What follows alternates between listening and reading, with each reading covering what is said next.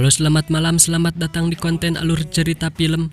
Seorang tukang jahit di Chicago terpaksa ikut dalam lingkaran kekerasan antar mafia di Amerika. Meskipun tidak terlibat secara langsung, siapa sangka ternyata dia menjalani peran yang sangat krusial. Film yang akan saya ceritakan kali ini adalah film dengan judul The Outfit yang dibintangi oleh aktor yang pernah menang piala Oscar, yaitu Mark Rylance. Semoga cara saya bercerita bisa menghibur kalian semua, dan langsung aja kita mulai ke alur ceritanya.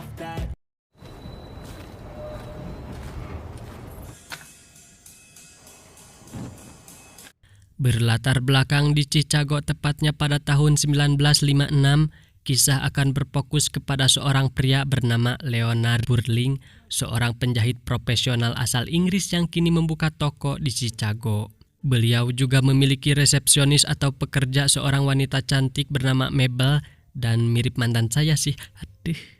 Sebenarnya Leonard membuka toko di sudut jalan Chicago. Ia pun mendapat pelanggan seorang bos mafia bernama Roy, hingga akhirnya ia pun diberikan tempat untuk membuka toko sendiri. Dan seperti apakah sosok bos mafia tersebut? Tenang, kalian akan mengetahuinya nanti. Roy pun membuat sebuah kotak sebagai transaksi rahasia untuk para anggotanya dari berbagai kecamatan atau wilayah, tapi Leonard tidak peduli dengan para mafia tersebut karena dia hanya ingin pekerjaan. Setelah waktu menjelang maghrib, muncul dua pria untuk mengambil semua isi kotak tersebut, dan siapakah mereka? Mari saya perkenalkan. Ini adalah Richie, putra dari si bos mafia alias Roy, dan ini adalah Prancis, orang kepercayaan si bos yang katanya dulu pernah mendapatkan 6 tembakan di tubuhnya demi menyelamatkan si bos. Kok gak mati ya? Kalau bener gokil parah sih ini orang. Pada saat itu Prancis mendapatkan amplop bertanda khusus dari The Outfit. Karena dirasa penting, Leonard pun disuruh keluar dari ruangan tersebut. Pada saat di luar, Leonard dan Mabel mengobrol jika Mabel ingin sekali merasakan pergi ke luar negeri, ke Paris, ke London, ke Madrid, ke Monas, dan masih banyak lagi tempat-tempat yang ingin dia singgahi. Maka dari itu dia meminta kenaikan gaji. Karena kan pergi ke luar negeri itu gak cukup biaya sedikit, buat tiket, buat hotel, makan, banyaklah pokoknya. I can think of a few things. Morocco and to Paris. See you tomorrow.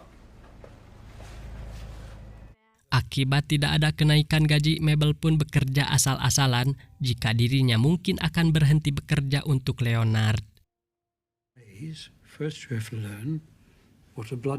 Pada saat itu Leonard melakukan pekerjaannya di malam hari hingga dia tertidur di sana yang mungkin kelelahan, tapi beliau pun terbangun oleh orang yang masuk ke tokonya.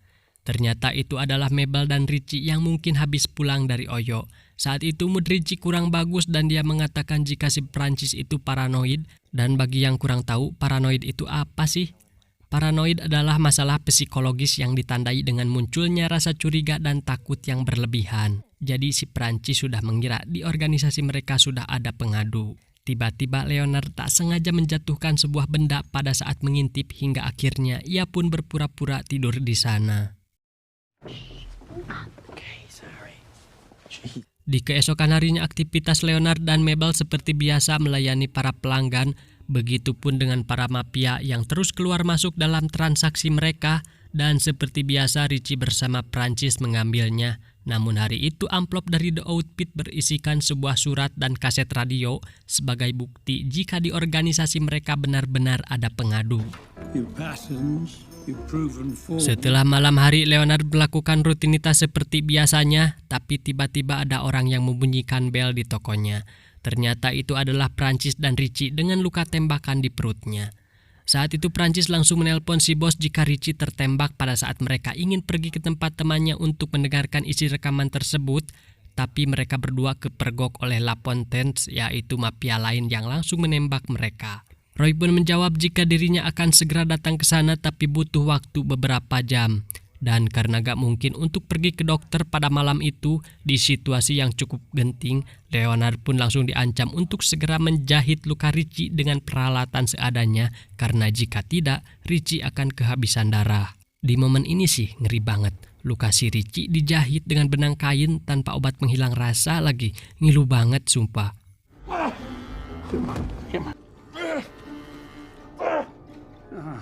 Setelah selesai, Richie pun pingsan karena mungkin menahan rasa sakit yang luar biasa. Dan daripada menunggu Richie, Prancis pun pergi keluar, tapi dia tidak membawa rekaman tersebut. Begitupun Leonard yang meminta untuk tidak menyeret namanya atas kejadian malam ini. Leonard pun akhirnya memberanikan diri untuk membuka isi koper tersebut. Pada saat beliau sedang menjahit, Richie akhirnya siuman dari pingsannya. Mereka pun mengobrol di mana Leonard membicarakan tentang Prancis supaya Richie menaruh curiga kepada Prancis. Dan pada akhirnya Prancis juga sudah kembali. Beliau juga memberitahukan kepada Prancis jika Richie mengotak-ngatik koper yang berisi rekaman, dan hal tersebut beliau lakukan agar mereka berdua menaruh curiga satu sama lain. Prancis yang kembali ternyata ingin membawa rekaman tersebut, tapi dia ingin pergi sendirian tanpa memperdulikan si bos yang akan segera tiba di sana. Richie pun tentunya menolak dengan keinginan Prancis dan terjadi perebutan koper hingga koper itu terlempar ke lantai. Loh, kok kosong? Siapa yang mengambilnya? Mereka berdua saling curiga dengan menodongkan sepucuk pistol karena Richie mengira Prancis sudah mengambilnya. Begitupun dengan Prancis yang mengira jika Richie sudah menyembunyikannya, tapi tiba-tiba... Ya, Richie tertembak di lehernya dan Prancis selamat karena tembakannya meleset. Prancis pun langsung menanyakan di mana Richie menyembunyikan rekamannya. Leonard pun menjawab, "I don't know." Where did Richie put the tape? Oh, no idea. Tak lama kemudian mobil si bos tiba di sana. Leonard pun terpaksa membantu Prancis untuk menyembunyikan Richie di kotak penyimpanan. Setelah itu Prancis meminta Leonard untuk mengajak ngobrol si bos lebih lama agar dirinya bisa membersihkan semua darah yang berceceran di lantai. Dan inilah si bos mafia, yaitu Roy bersama ajudannya Mong. Pada saat mereka masuk ke dalam, semua sudah bersih seakan-akan tidak terjadi apa-apa. Si bos pun menanyakan di mana keberadaan anaknya alias Richie. Prancis pun berdalih jika Richie pergi keluar dengan membawa rekamannya. Si bos pun nampak sangat kebingungan bagaimana bisa seorang Prancis membiarkan anaknya pergi dengan kondisi luka tembakan di perutnya. Prancis pun mengajak si bos untuk mencari Richie dan si bos pun juga mengiyakannya, tapi Prancis hanya pergi seorang diri. Dan si bos pun mengatakan, "Prancis, bawa anakku kembali." Bring my boy back to me. Setelah itu Leonard kembali menjahit di ruangan belakang tempat di mana beliau menjahit luka Richie tadi, dan hal tak terduga pun terjadi saat si bos menghampirinya, di mana dia melihat mantel Richie yang menggantung di ruangan tersebut. Bagaimana bisa Richie pergi keluar dengan kondisi musim dingin tanpa sebuah mantel? Si bos pun mendesak Leonard jika beliau sedang menyembunyikan sesuatu. Di sini sih tegang banget. Pada saat itu Leonard diancam untuk mengatakan yang sebenarnya. Beliau pun ditodongkan sebuah senjata Mossberg 500 AT. Hingga saat akan ditembak, Prancis tiba di sana dengan membawa mantan saya, yaitu Mabel. 4, 3. Prancis berdalih jika Richie mungkin mampir ke rumah Mabel karena dia melihat tetesan darah di lantai rumah Mabel. Mabel pun dipaksa untuk mengatakan keberadaan Richie sekarang ini. Ia pun mengelak karena memang terakhir dia bertemu Richie adalah kemarin waktu di Oyo. Dan pada saat Mabel akan disiksa di ruangan belakang, Leonard pun berpura-pura akan pergi supaya si bos perhatiannya teralihkan.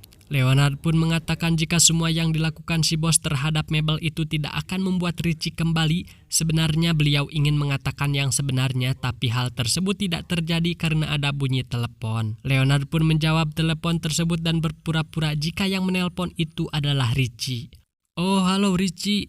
Kamu di mana sekarang? Kami semua khawatir." Begitulah pokoknya. Hello? Setelah itu beliau memberikan sebuah alamat kepada si bos jika Richie berada di sana dan meminta untuk segera menjemputnya. Prancis pun kebingungan dengan apa yang dilakukan oleh Leonard. Tanpa banyak menunggu, si bos pun dan ajudannya bergegas untuk menuju alamat tersebut, tapi Prancis menolak untuk ikut jika dirinya akan tetap menunggu di sini. Boss. Setelah itu Prancis menanyakan siapa yang menelpon tadi. Beliau pun menjawab jika itu adalah anggota si bos yang memberi kabar jika Richie belum ditemukan. Dengan kata lain, alamat yang diberikan Leonard adalah lagu Ayu Ting Ting, yaitu alamat palsu. Prancis pun mengancam untuk membunuh Mabel dan Leonard, tapi Leonard menjelaskan semuanya jika alamat tadi adalah alamat penyergapan La Fontaine dan memberitahukan jika Mabel adalah pengadu yang sebenarnya. Karena Mabel sudah menjual informasi ke La Fontaine agar dirinya bisa keluar dari Chicago dengan aman dan membantu FBI untuk menaruh penyadap di tempat tersebut. Leonard akhirnya menunjukkan jika rekaman tersebut dia yang menyembunyikannya. Beliau juga memberikan pilihan kepada Prancis untuk menjual rekaman tersebut kepada La Fontaine dan memberikan alamat yang dituju si bos saat ini. Atau si bos akan kembali karena dia tidak menemukan Richie dan akan membunuh mereka semua. Karena cepat atau lambat, si bos pasti menemukan Richie di tempat tersebut. Prancis akhirnya setuju untuk menjual rekaman tersebut ke La Fontaine karena dirinya akan dapat cuan sekaligus mengambil alih posisi dari si bos. Mabel akhirnya menelpon La Fontaine dan memberitahukan semuanya. Selesai menelpon, Mabel pun akhirnya menanyakan keberadaan Richie yang sebenarnya. Dan betapa terkejutnya dia saat melihat Richie sudah dalam kondisi tak bernyawa. So what the fuck really happened to Richie? Tak lama kemudian La Fontaine tiba di sana. Prancis pun mengatakan jika dirinya akan bersembunyi di belakang asalkan uangnya sudah ada dengan jumlah yang pas. Dia meminta kode dan dirinya akan menembak La Fontaine. Dan inilah Madame La Fontaine bersama kedua ajudannya. Transaksi pun berjalan lancar di mana dia memberikan 1 koper uang dolar. Jika dirupiahkan itu lebih dari cukup untuk Anda belikan mie ayam untuk dibagikan ke 1 kecamatan. Tiba saatnya Leonard memberikan kode kepada Prancis, tapi justru beliau memberikan kode kepada Madame La Fontaine jika ada seseorang yang sembunyi di belakang. Mereka pun bersiap sambil berbicara seakan-akan transaksi dibatalkan. Mendengar hal itu, Prancis pun langsung keluar dan ya, dirinya tidak bisa berbuat apa-apa kecuali pasrah.